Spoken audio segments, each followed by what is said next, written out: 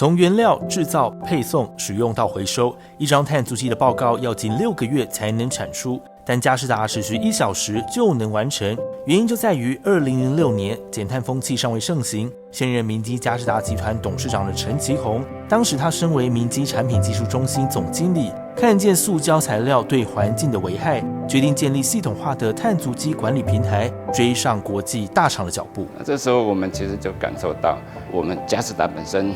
年产几千万台的这个各种电子产品，而这里头很多都需要外壳啊，外壳原来都是塑胶的，但是也创造很多危害，这个是一使我深恶痛绝。另外一个看到就是说，产业界苹果已经开始在推动，每一个产品都有标示碳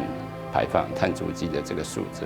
我们就有同样有为者亦若是啊，世界一等一的品牌可以做到，我们 BenQ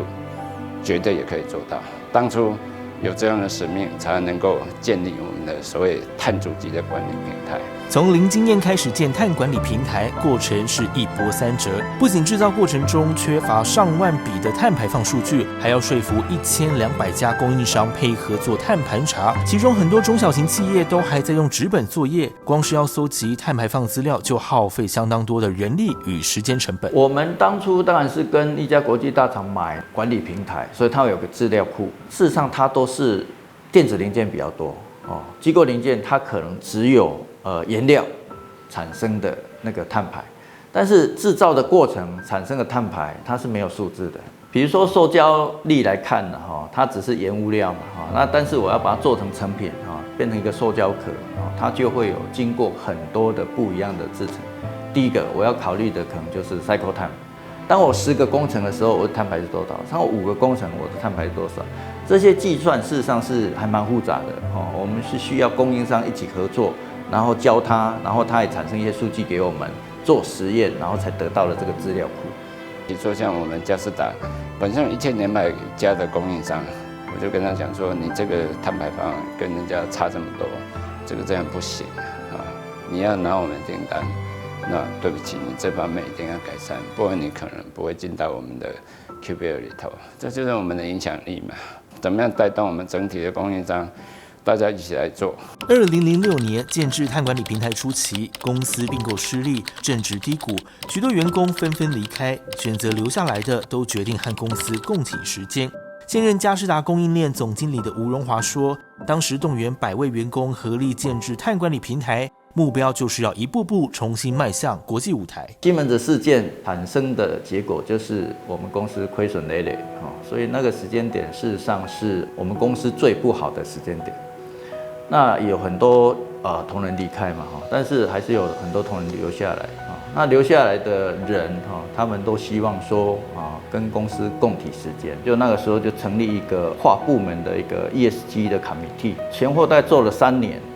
那动员大概超过100位的人力，大概10个部门都有参与。那创造这个平台的最主要原因在于是说，只有创造这些 leading 的这种地位企业形象你才能够接到更多的订单。那公司状况好的时候呢，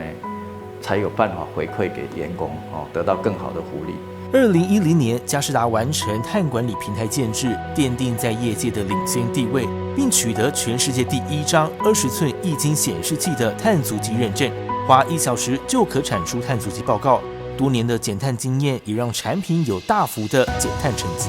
24寸的这个 monitor 来讲的话，我们从2016年到2020年这5年之间，我们的整个产品生命周期的碳足迹大概减碳量达到38%，一年约当可以减少182万公吨的碳排，大概等于4680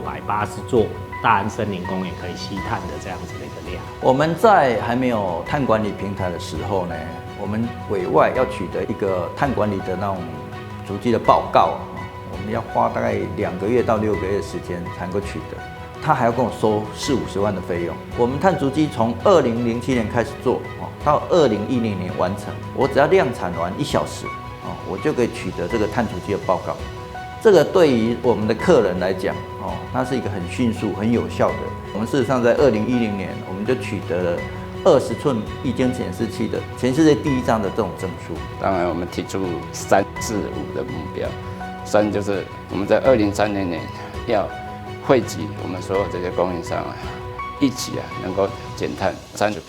4就是2040年就要100%的使用再生能源。那5是什么呢？我们希望在2050年做到净零碳排。那刚刚提到很多这些，才有机会还给我们地球重新一个干净的地球，得到一个适合生存的地球。